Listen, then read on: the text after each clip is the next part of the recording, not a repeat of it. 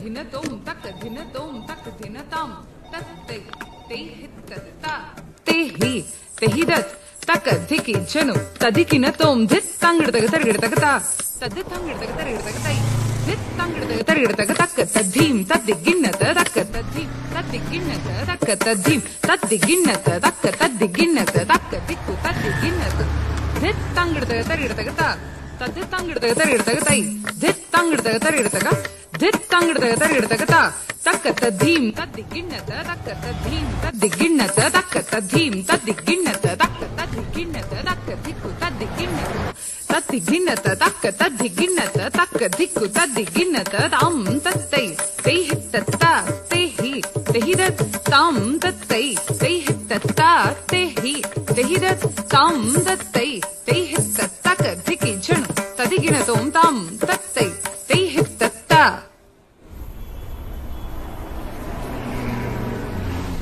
నువ్వేమంటావని ఎంత టెన్షన్ పడ్డానో తెలుసా?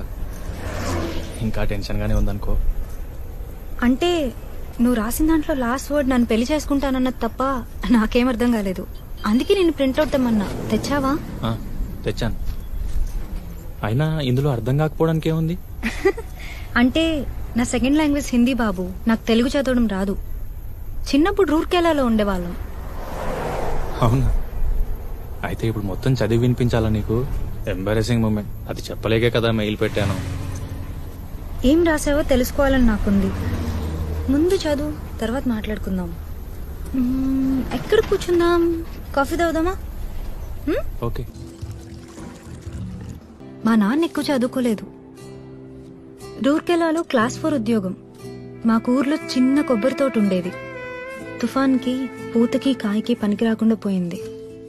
అప్పుడు వెళ్ళిపోయాం రూర్కెలా. అన్నయ్య నేను పుట్టాక కూడా మా నాన్నగారి జీతం 1800. 1800తో 4 మనుషులు ఎలా బతుకుతారో నీకు ఐడియా ఉందో లేదో నాకు తెలీదు. మమ్మల్ని బాగా చదివించాలని, మంచి స్కూల్లో వెయ్యాలని నాన్న ఓటీ చేసేవారు. గంటకు 15 రూపాయలు. రోజుకు 5-6 గంటలు పైగా ఓటీ చేసేవారు. అసిడిటీ వచ్చింది. బాగా ఆకలితో ఇంటికొస్తే కడుపు నిండా తినేంత వీలుగా రుచికరమైన భోజనం ఉండేది కాదు. అమ్మ మాత్రం ఏం చేస్తుంది? ఉన్న వాటితో ఉన్నంత. నాన్న కోపం వచ్చేది. పళ్ళెం విసిరికొట్టేవాళ్ళు. అమ్మని జావ బాధేవారు. తర్వాత ఏడ్చేవారు. అమ్మ కూడా ఏడ్చేది. అలాంటి రాత్రులు చాలానే ఉన్నాయి. నాన్న నెక్స్ట్ ఇయర్ రిటైర్ అవుతారు. ఇప్పుడు ఆయన శాలరీ 42,000. హైదరాబాద్లో ఫ్లాట్ కొన్నారు. ఈఎంఐ అన్నయ్య కడతాడు. నాన్న రిటైర్ అయ్యాక హ్యాపీగా నచ్చినవి తింటూ హాయిగా అమ్మతో కబుర్లు చెప్పుకుంటూ ఉండాలనేదే మా కోరిక. ఇదంతా ఎందుకు చెప్తున్నానంటే, రేపు పెళ్ళయ్యాక నా అర్నింగ్స్ నీకోసం, మన పిల్లల కోసం ఖర్చు పెడతాను. అలాగే మా అమ్మా నాన్నల కోసం కూడా ఖర్చు పెడతాను. ఇంపార్టెంట్ విషయం ఏంటంటే, నా ఏటీఎం కార్డు నా దగ్గరే ఉంటుంది. ఇప్పుడు నువ్వు చెప్పాలి ఈ విషయం నీకు నచ్చిందో లేదో. చెప్పాను కదా, మిడిల్ క్లాస్ ఫ్యామిలీ. చదువుకొని మంచి జాబ్ రావాలని చాలా కష్టపడి చదివాను. చాలా వరకు ఫ్రీ సీట్స్, మెరిట్ బేస్డ్. పిక్నిక్లు, టూర్లు అస్సలు తెలియవు. రూర్కెలా దాటి ఎప్పుడైనా అమలాపురం రావడమే గొప్ప.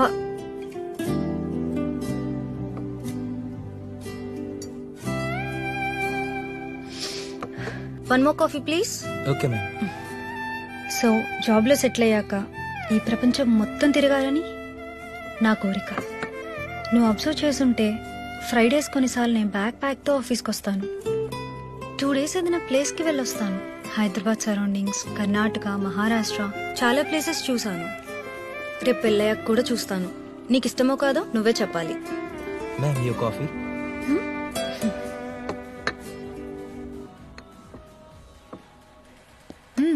నాకు కాఫీ అంటే చాలా ఇష్టం. నీకు ఇంకోటి చెప్పనా? వద్దు, ఇట్స్ ఓకే.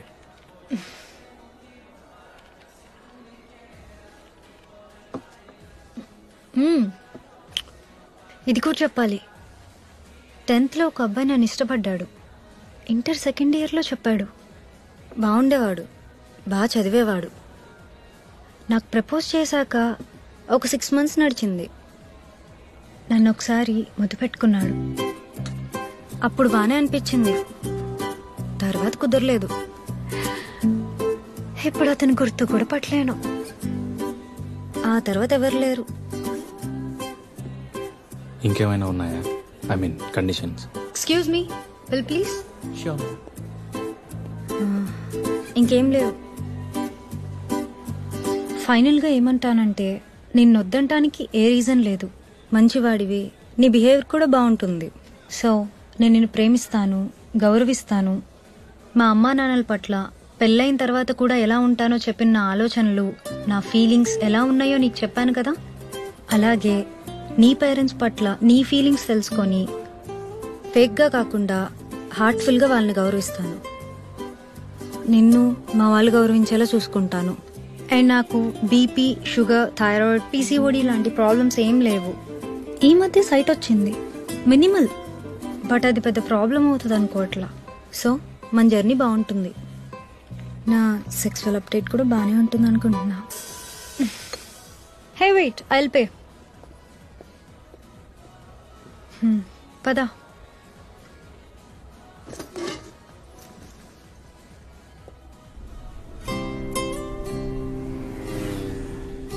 సో మన జర్నీ బాగుంటుంది, చాలా ముందుకెళ్తుంది.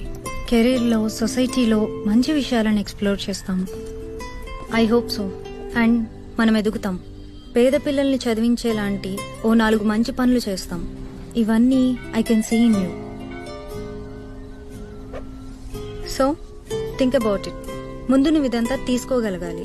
ఆ తర్వాత మీ పేరెంట్స్కి ఇదంతా ఎక్స్ప్లెయిన్ చేసి ప్రిపేర్ చేయాలి. చేయగలవో లేదో నువ్వే ఆలోచించు. I think we can do this. Thanks for this. My first love letter with a decent proposal. బయలుదేరదామా? ఒక నిమిషం. ఏంటి? ఇంటర్మీడియట్లో అబ్బాయి ముద్దు పెట్టుకున్నాడు అన్నావు కదా, ఎక్కడ ముద్దు పెట్టుకున్నాడు?